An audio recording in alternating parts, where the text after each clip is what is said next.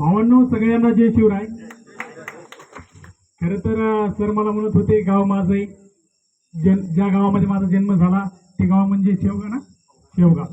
तर ज्यावेळेस सर तुम्हाला सगळ्यांना बोलत होते, मित्रांनो एक गोष्ट लक्षात घ्या, हा कार्यक्रम आपल्या समाजाचा कार्यक्रम आहे, हा कुठला राजकीय कार्यक्रम नाही. म्हणून आपल्यातला उत्साह जोरदार टाळ्यांनी या ठिकाणी दाखवून द्या.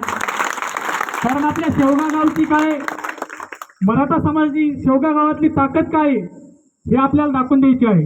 आणि येत्या 12 तारखेला मराठा आरक्षण संघर्ष योद्धा माननीय मनोजदादा जरांगे पाटील यांच्या भूमिकेतून, यांच्या नेतृत्वाखाली मराठा समाजाचा न भूतो ना भविष्यामध्ये प्रथमच आपण अनेक दसऱ्या मेळाव्याला गेलो, पक्षाच्या मेळाव्याला गेलो, कोणी मुंबईला गेलो, कोणी ह्याला गेलो, मी नाव घेत नाही त्यांचे आता, पण आपला प्रथम दसरा मेळावा होत आहे. हे आपल्या समाजासाठी अभिमानाची आणि स्वाभिमानाची गोष्ट आहे.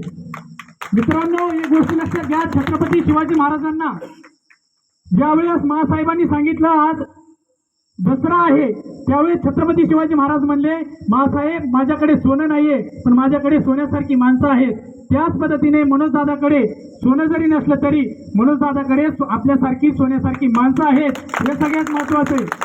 आज लक्षात घ्या, आपल्या मराठा समाजामध्ये तेढ निर्माण करण्याचं चालू आहे. कोणी पक्षाचं असेल, कोणी कुठल्या संघटनेमध्ये काम करत असेल, पण आपली एकच संघटना आहे आणि आपला एकच पक्ष आहे. आपला पक्ष म्हणजे मराठा आरक्षण, आपली संघटना म्हणजे मराठा आरक्षण आणि आपला नेता म्हणजे मनोजदादा जरांगे पाटील. म्हणून मित्रांनो, येत्या 12 तारखेला मोठ्या संख्येने सरांनी तर तुम्हाला आवाहन केलं आहे आणि मला असं वाटतंय तुमच्या गावातील नागरिक सुजाण आहेत, त्यांना भारतरत्न डॉक्टर बाबासाहेब आंबेडकरांचं संविधान कळतं, त्यांना छत्रपती शिवाजी महाराजांचं स्वराज्य कळतं, त्यांना अहिल्यादेवींचं त्या रणरागिणीचं महत्व कळतं, त्यांना भारत स्वातंत्र्य झाल्याचं महत्व कळतं. म्हणून निश्चितच 12 ऑक्टोबरला मोठ्या संख्येने माझा समाज बांधव म्हणजे शेवगा गावातील मराठा समाज बांधव, तरुण असेल, वयोवृद्ध असेल किंवा माता भगिनी असतील, ते मोठ्या संख्येने त्या ठिकाणी श्री क्षेत्र नारायणगड, त्या नारायणगडाला धाकटी पंढरी देखील असं म्हणतात, त्या पंढरीला मोठ्या संख्येने येतील असा एक विश्वास व्यक्त करतो. थांबतो, मला बोलण्याची संधी दिली त्याबद्दल शेवगा गावातील आयोजकाचे आभार व्यक्त करतो. धन्यवाद. जय शिवराय, जय जिजाऊ.